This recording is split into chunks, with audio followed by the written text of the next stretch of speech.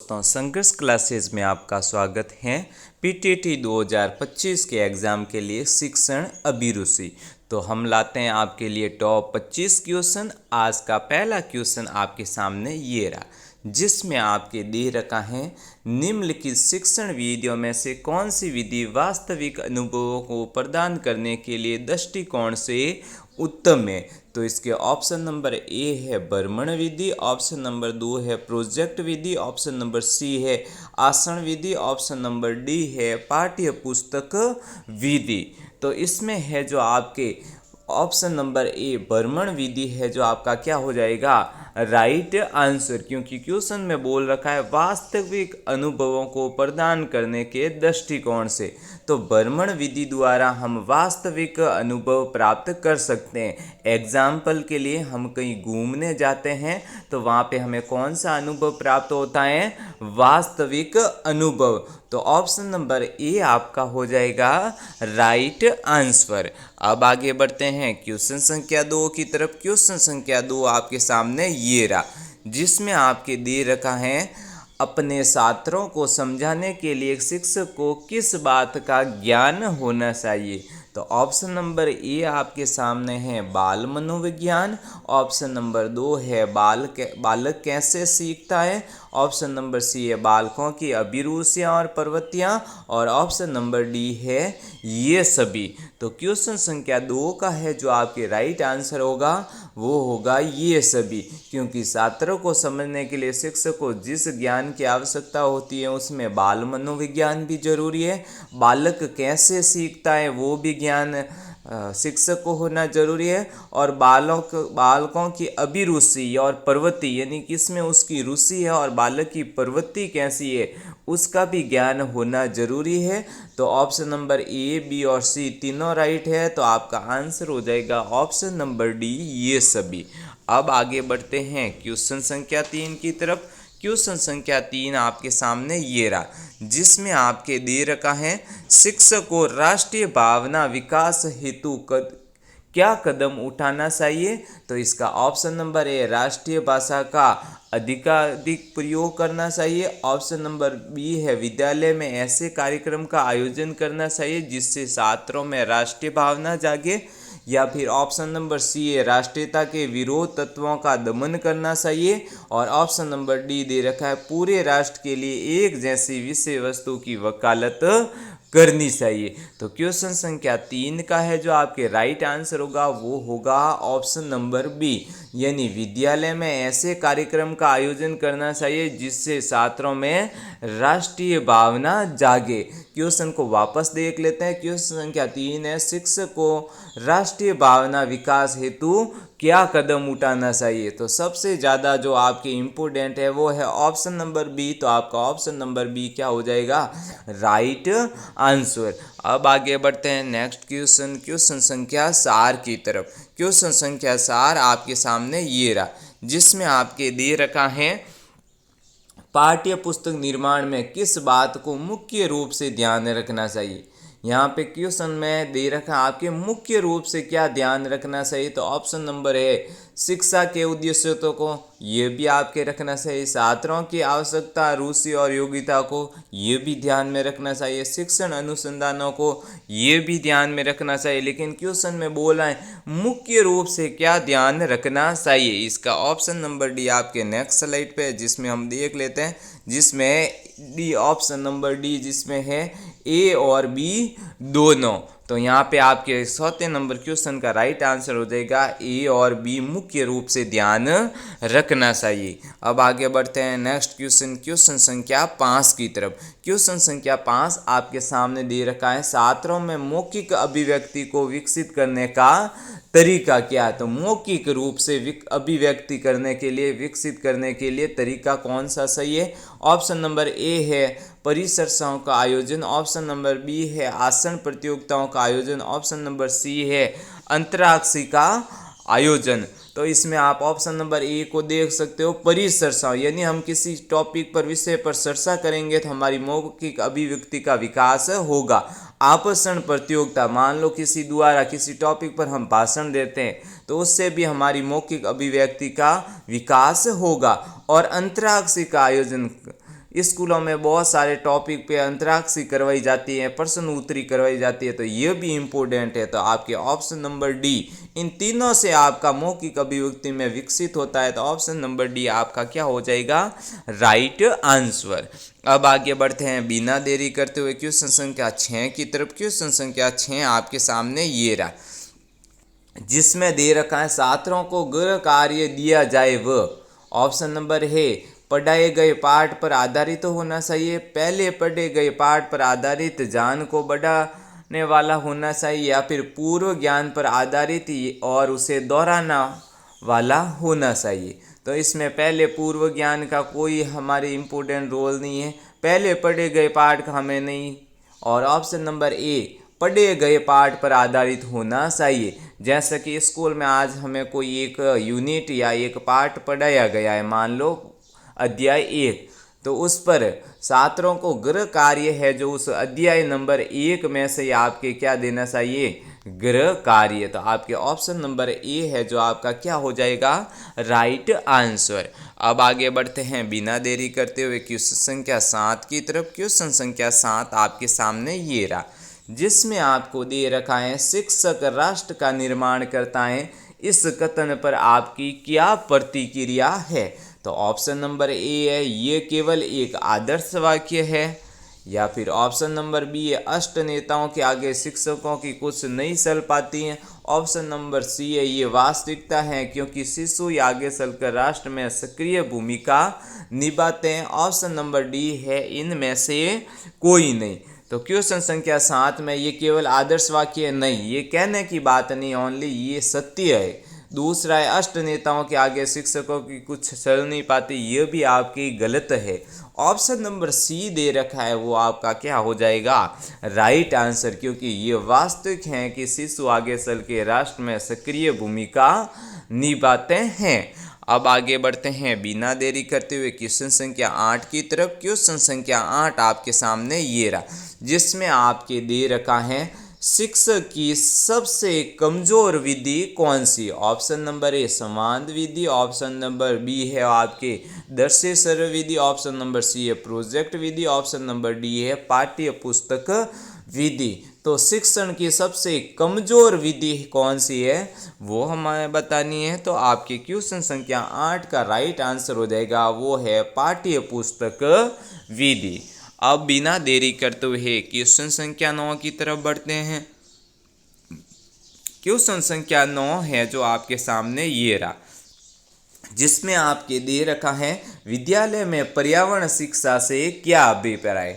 छात्रों में पर्यावरण का ज्ञान हो जाए, पर्यावरण को दूषित होने से बचाया जा सकता है, छात्रों का मनोरंजन हो, या फिर छात्र पर अतिरिक्त बोझ हो। तो क्वेश्चन संख्या 9 में आपके ऑप्शन नंबर डी गलत है, क्योंकि छात्रों पर अतिरिक्त बोझ नहीं होता है पर्यावरण शिक्षा, छात्रों के मनोरंजन के लिए पर्यावरण शिक्षा नहीं होती है। और ए नंबर ऑप्शन आपके दे रखा है जिसमें छात्रों में पर्यावरण का ज्ञान हो जाए, ये इम्पोर्टेंट नहीं है। सबसे ज़्यादा अभिप्राय यानी सबसे मुख्य रूप से इम्पोर्टेंट क्या है, तो वो है आपके पर्यावरण को दूषित होने से बचाया जा सकता है। अब आगे बढ़ते हैं क्वेश्चन संख्या 10 की तरफ। क्वेश्चन संख्या 10 आपके सामने ये रहा, जिसमें दे रखा है प्रौढ़ शिक्षा किन व्यक्तियों के अधिकार में होनी चाहिए। ऑप्शन नंबर ए सरकार के हाथ में, ऑप्शन नंबर बी शिक्षित व्यक्तियों के हाथ में, ऑप्शन नंबर डी गैर सरकारी समितियों के हाथ में, ऑप्शन नंबर डी है वो है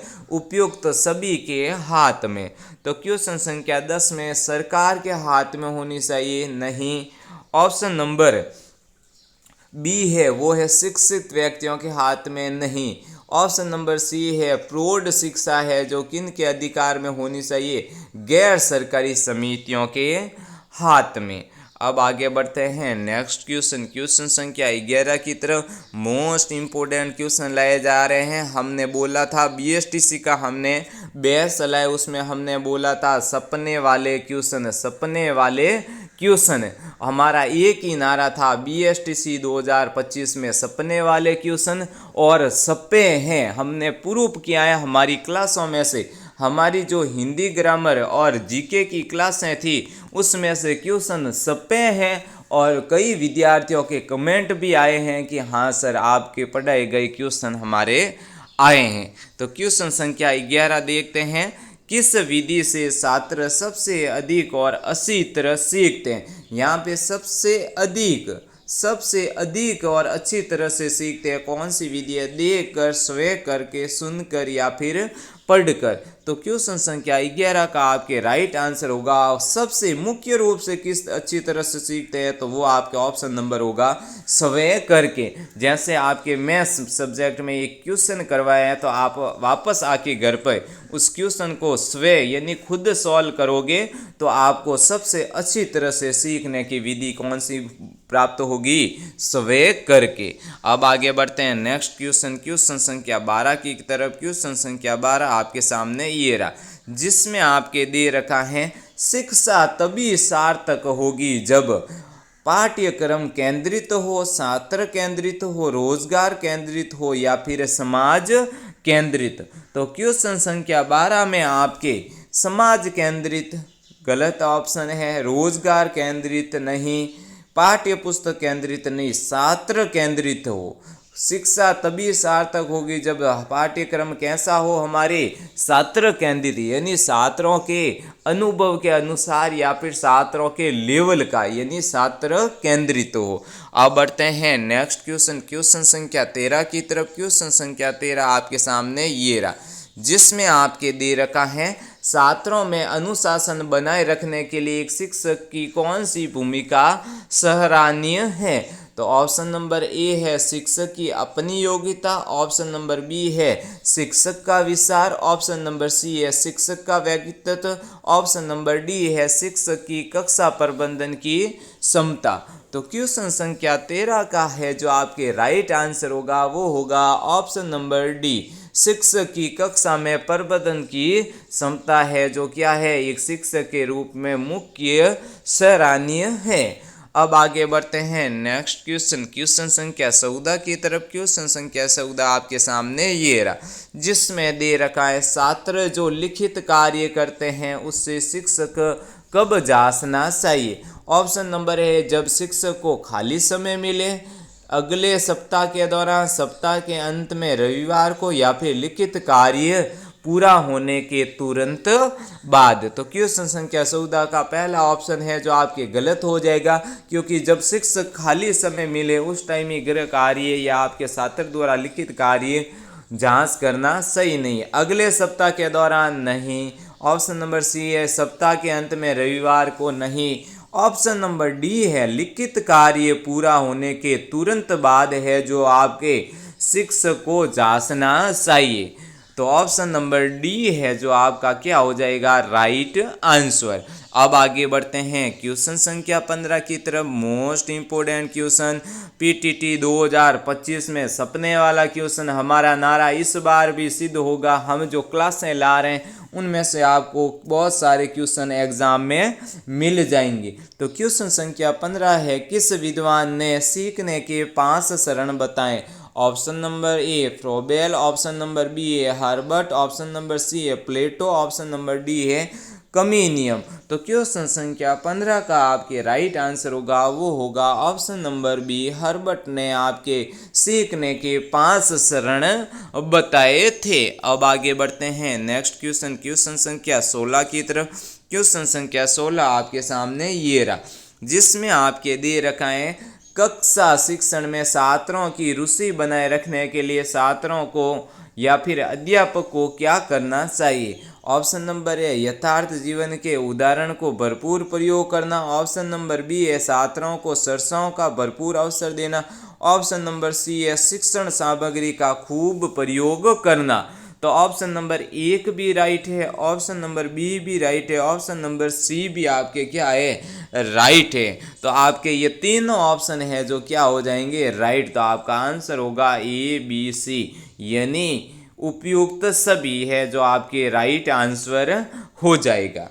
अब आगे बढ़ते हैं नेक्स्ट क्वेश्चन संख्या 17 की तरफ। क्वेश्चन संख्या 17 आपके सामने ये रहा, जिसमें आपके दे रखा है अध्यापक के लिए सबसे मूल्यवान क्या, उसकी नौकरी नहीं, उसकी गरिमा या मर्यादाएं तो ये आपके नहीं, छात्रों का विश्वास, ये आपके क्या हो जाएगा, राइट हो जाएगा। छात्रों का विश्वास है जो अध्यापक के लिए सबसे मूल्यवान है, क्योंकि हाँ कोई भी शिक्षक अगर किसी कक्षा में पढ़ा रहे हैं और छात्रों को विश्वास है या फिर विश्वास हो गया है कि ये अध्यापक या ये शिक्षक बहुत ही अच्छा पढ़ाते हैं और ये पढ़ाएगा, वो एग्ज़ाम में आएगा, तो इसके लिए हमें छात्रों का विश्वास बहुत ही ज़्यादा इम्पोर्टेंट या फिर मूल्यवान है।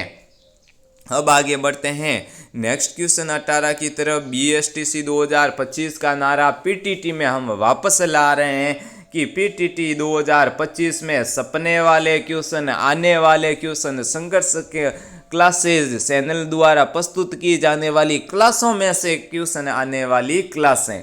और अभी बढ़ते हैं बिना देरी करते हुए क्वेश्चन संख्या 18 की तरफ। क्वेश्चन संख्या 18 है, निम्नलिखित में से कौन से छात्रों में लोकतांत्रिक मूल्यों की स्थापना करता है? तो पुस्तकें, प्रार्थना सभा, वार्षिक शो या फिर खेल का मैदान। तो क्वेश्चन संख्या 18 का है जो राइट आंसर होगा ऑप्शन नंबर डी, खेल का मैदान। क्योंकि खेल के मैदान में हम एकता की भावना सीखते हैं, सहयोग की भावना सीखते हैं। तो लोकतांत्रिक मूल्यों में सबसे महत्वपूर्ण है एकता और सहयोग, इसलिए आपके ऑप्शन नंबर डी खेल का मैदान है जो राइट आंसर हो जाएगा। अब आगे बढ़ते हैं क्वेश्चन संख्या 19 की तरफ। क्वेश्चन संख्या 19 आपके सामने ये रहा, जिसमें शिक्षक की योग्यताएं एवं आचरण का सबसे अच्छा मूल्यांकन करते हैं। ऑप्शन नंबर ए उनके प्रधानाचार्य द्वारा, ऑप्शन नंबर बी उनके शिष्य द्वारा, ऑप्शन नंबर सी समाज के संवाद लोग, या फिर ऑप्शन नंबर डी है वो आपके विशेषज्ञ। यहाँ पे गलत शब्द गया, विशेषज्ञ है। तो वापस क्वेश्चन देखते हैं, शिक्षक की योग्यता एवं आचरण का सबसे अच्छा मूल्यांकन कौन करते हैं? तो वो है आपके ऑप्शन नंबर बी उनके शिष्य, क्योंकि शिक्षक की योग्यता और आचरण का सबसे अच्छा मूल्यांकन है वो उनके शिष्य द्वारा किया जा सकता है। अब बढ़ते हैं क्वेश्चन संख्या 20 की तरफ। मोस्ट इंपोर्टेंट क्वेश्चन लाए जा रहे हैं PTT 2025 में, सपने वाले क्वेश्चन लाया जाए। ये नारा BSTC में भी हमारे काम किया है और PTT 2025 में भी काम करेगा। तो क्वेश्चन संख्या 20 है, प्रतियोगिताओं में एक उत्तम गुण का विकास होता है। तो ऑप्शन नंबर ए लक्ष्य ऊंचा रखना, तो ये आपके इम्पोर्टेंट है, जरूरी है।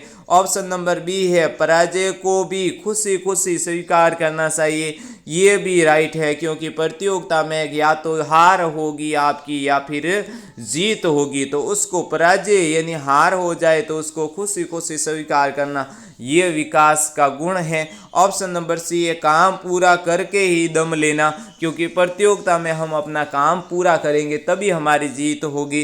तो ऑप्शन नंबर सी भी आपके क्या है, राइट। तो आपका ऑप्शन नंबर डी है वो हो जाएगा उपयुक्त सभी। तो ऑप्शन नंबर ए, बी और सी तीनों क्या है आपके राइट। अब आगे बढ़ते हैं नेक्स्ट क्वेश्चन, क्वेश्चन संख्या 21 की तरफ। क्वेश्चन संख्या 21 आपके सामने ये रहा, जिसमें दे रखा है शिक्षा के प्रसार एवं प्रसार में से।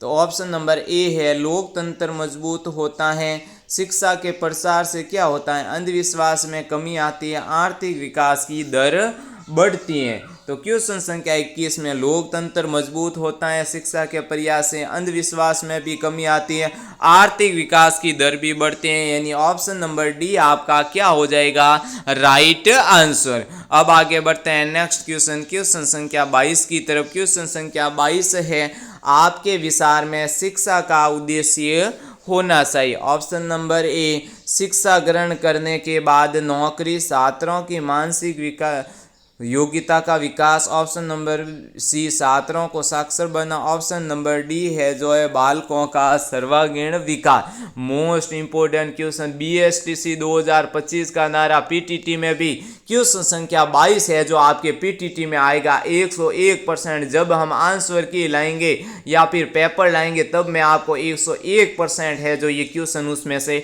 बता दूंगा कि ये देखो क्वेश्चन संख्या 22 मैंने पढ़ाया था और आपके एग्जाम में आपको मिला है। तो 3 नंबर पक्के कीजिए इस क्वेश्चन से माध्यम से और अपना सिलेक्शन प्राप्त कीजिए। तो ऑप्शन नंबर डी बालकों का सर्वांगीण विकास है जो क्या हो जाएगा, राइट आंसर। अब आगे बढ़ते हैं नेक्स्ट क्वेश्चन, क्वेश्चन संख्या 23 की तरफ। क्वेश्चन संख्या 23 है, किस छात्र को आप सर्वश्रेष्ठ मानते हैं।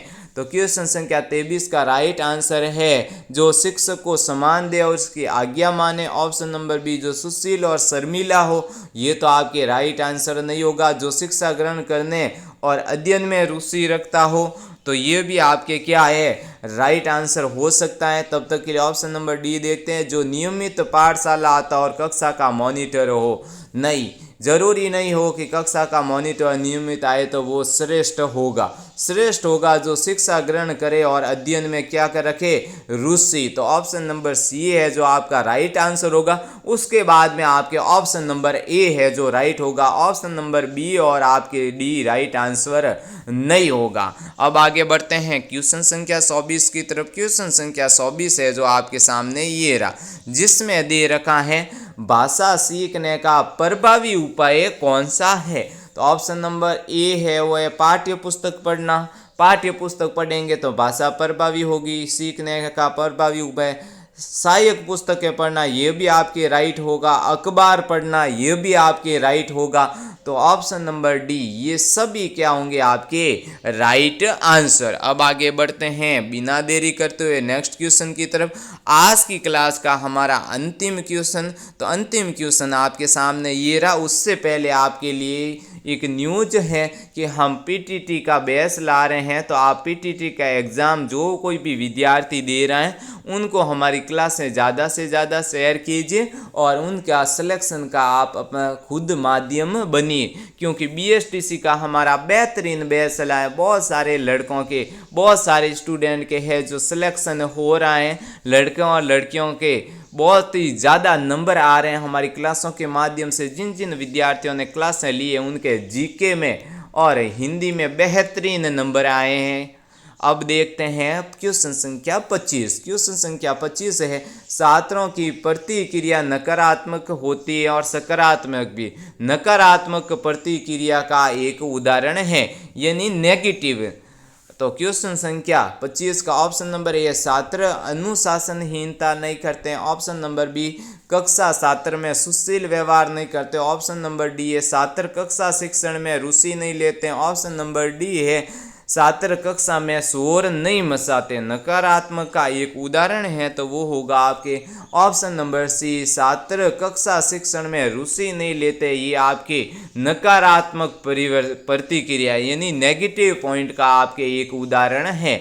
संघर्ष क्लासेज और भी हिंदी की, ग्रामर की, जीके की और शिक्षण अभिरुचि के बेहतरीन क्वेश्चन बीएसटीसी 2025 की तरह पीटीटी 2025 में सपने वाले क्वेश्चन लाए जा रहे हैं। तो हमारी क्लासों को आप ज़्यादा से ज़्यादा देखिए और हमारी क्लासों को शेयर कीजिए और चैनल को सब्सक्राइब कीजिए। तब तक के लिए संघर्ष क्लासेज आपका बहुत बहुत धन्यवाद करता है।